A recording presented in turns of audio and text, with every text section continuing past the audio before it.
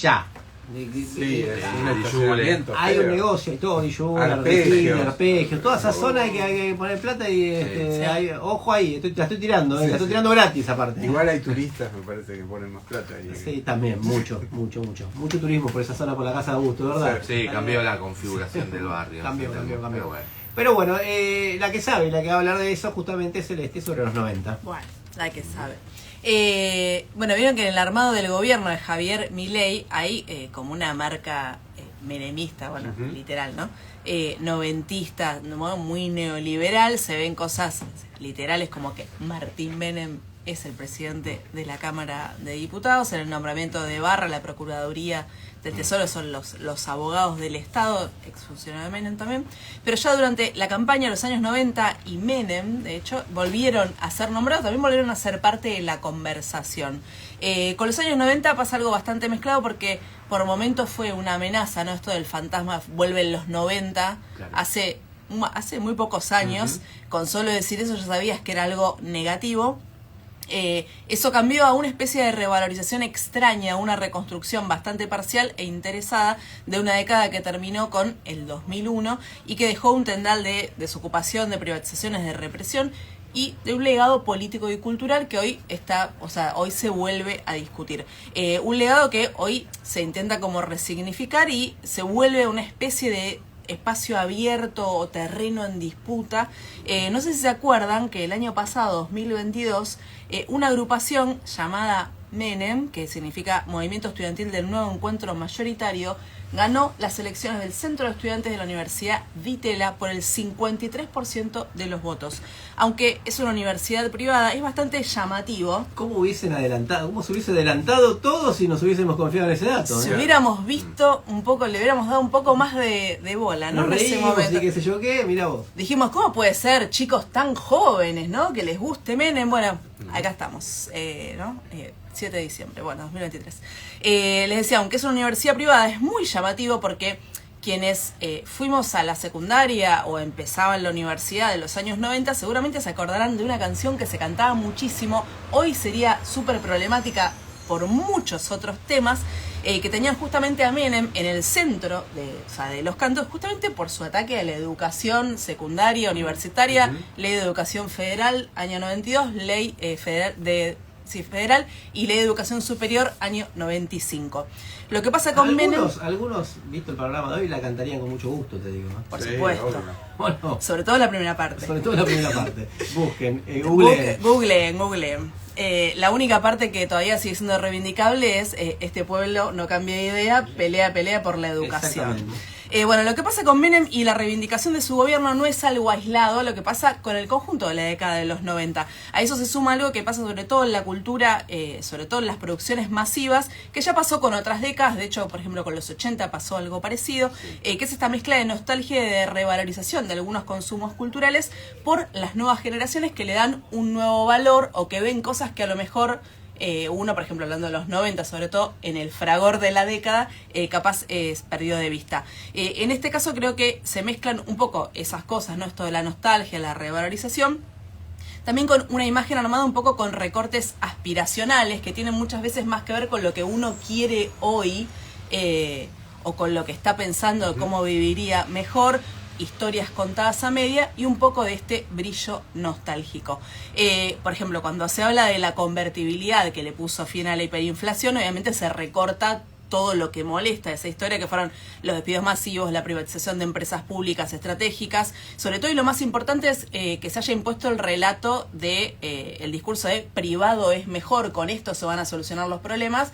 Y hoy, bueno, hoy ya vivimos la vida con todos los servicios públicos, son empresas privadas, y sabemos que no fuimos a ningún lugar mejor.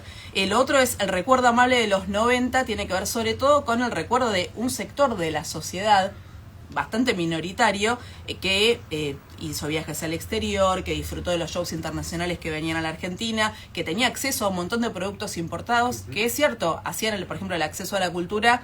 O sea, se podían ver, se podían escuchar, podías tener cosas súper variadas. Ese es el aspecto de modernización conservadora que totalmente. Pero el tema es que justamente esos recuerdos amables lo que dejan recortados que esa posibilidad estuvo atada a que la mayoría de la población no tuviera acceso a absolutamente nada.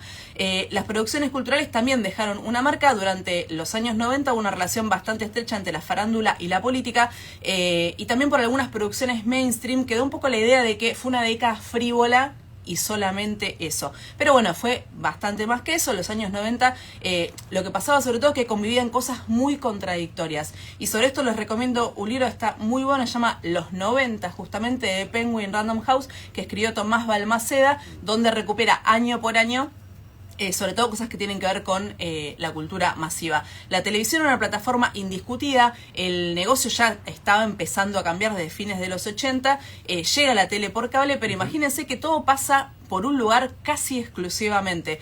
Los programas políticos ya tenían mucha trayectoria, venían de Tiempo Nuevo, en el 89, Hora Clave. Los cambios más grandes se van a dar en el entretenimiento, sobre todo a partir de 1990 que empieza Video Match, que tiene un nuevo formato en vivo que primero no apostaron mucho, se le dieron a uno más o menos no conocido, que era Tinelli, pero leí en este libro, creo que está en los años 90, una anécdota buenísima, que es que Gustavo Yankelevich, gerente de Telefe en ese momento, viaja con su esposa, Cris Morena, a Estados Unidos y ven por primera vez uno de esos programas que pasan videos caseros y les parece un ideón y le dicen a Tinelli, mete esto para ponerle un poquito de onda. Bueno, explota el formato, le va tan bien que la televisión pública de hoy, en ese momento Canal 7, hace Imagen de Radio con Juan Alberto Badía, y Canal 2 le da un espacio, primero muy chiquito, al rebelde de los medios en ese momento, Mario Pergolini, con La TV Ataca. O sea, todo esto empieza exactamente en el año 1990. También esa década empieza el reinado de Cris Morena en las producciones televisivas infantiles y adolescentes. Es el apogeo de formatos como La Susana, donde pasaba toda la política, incluido el presidente de ese momento, Carlos Menem. La Noche del Domingo, Gerardo Sofovich. Pero además de esto, pasaba algo en la televisión, que es que se mezclaba y todo el tiempo se cruzaba lo under y lo masivo. Por ejemplo, podías ver a gente como Batato Barea, Alejandro Urdapilleta, Humberto Tortonese, que eran las figuras del paracultural, que era una escena súper mega alternativa, en programas del prime time, como por ejemplo el de Antonio Gasalla. La televisión también, al tener esa exclusividad, piensan que no había otros lugares donde ver otras cosas, tenía como esa cosa positiva, podríamos decir hoy, que veías todo un poco una mezcla. Pero también en programas de rating muy altos como Almorzando con Mirta Legrand o La Tarde de Mauro Viale, que para la gente muy joven, el padre de Johnny Viale, tenía un programa llamado La Tarde, donde se hablaban un montón de temas de actualidad. Quedó todo en él, ¿no? Sí, porque la herencia Johnny ya fue. Mauro, sí. En el programa La Tarde de Mauro Viale se habló por primera vez en televisión abierta de homosexualidad. La mirada de los conductores, tanto de Mirta como de Mauro Viale, no es que era progresista ni nada por el estilo, más bien era súper prejuiciosa. Pero, por ejemplo, en La Tarde de Mauro Viale fueron las primeras veces que militantes como Carlos Jauregui, de la CHA, hablaron en la tele y respondían. No sé si alguna vez vieron ese recorte de YouTube, si no se lo súper recomiendo. Llamaba gente random diciendo cualquier cosa y ellos, hay un montón de militantes, le respondían a todos los prejuicios. Bueno, eso pasó también en los 90. Cosas parecidas pasaban también en la radio, donde sonaba la música que escuchábamos todos, y también muchas de las ideas que se discutían en todas partes. Los relatos que reciclan la década de los 90, de todas las cosas supuestamente buenísimas que pasaron, están hechos mucho a la medida de los intereses de gente muy parecida a la que se hizo rica en esa década, pero en esos años también piensen que debajo de todo el brillo nostálgico que hoy se ve, ¿no?, de esto del menemismo, de la década de la convertibilidad, se incubaron y crecieron muchos de los movimientos de resistencia que después fueron los que cuestionaron la relación de fuerzas, que en algunos aspectos impusieron, en otros no pudieron terminar ni poner, con terror económico, con ajuste y con promesas de un futuro mejor, que finalmente nunca llegó. Me parece interesante pensar en las ideas que se instalaron en esa década para estar muy atentos, muy atentas cada vez que alguien las recuerde como una receta para un presente espantoso. No hace falta volver a ver la misma película. Celeste Murillo.